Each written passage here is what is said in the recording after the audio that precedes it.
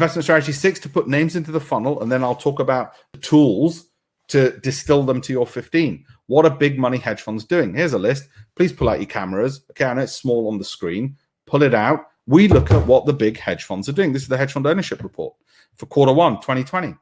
Right, here you go. I'll zoom in. But that's just names I put at the top of the funnel. Take a picture if you wish.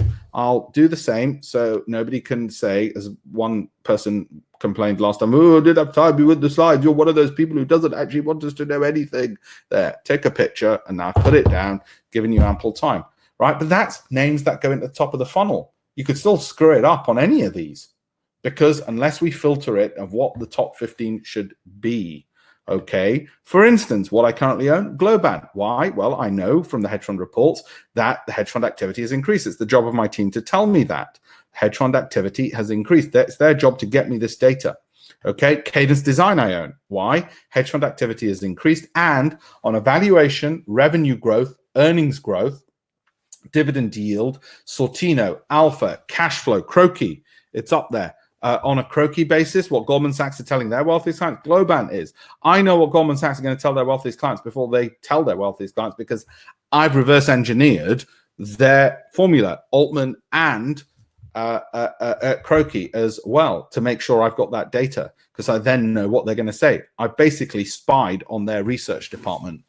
Yeah, that's right. It's like a guy going through the trash of Goldman's and then front running them. I basically front run Goldman Sachs because I know they're going to look at Croaky to tell their clients stuff, and I can get that data quicker than they can get that report out to the wealthiest clients and can read it. Simple as that. You got to have an edge, got an information edge. All great fortunes are based on information. Cadence Design. I look at news sentiment.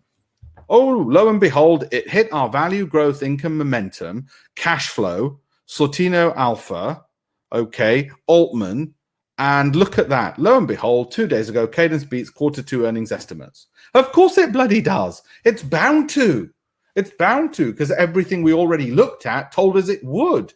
It had low valuation, strong growth momentum, dividend yields, gurus buying into it, banks telling their clients to buy into it. Well, they obviously had worked out and reverse engineered what figures were going to be as well. You know what we do? We look at alternative data. There'll be people standing outside their bloody warehouses, outside their offices and seeing how much order flow they're getting. Alternative sources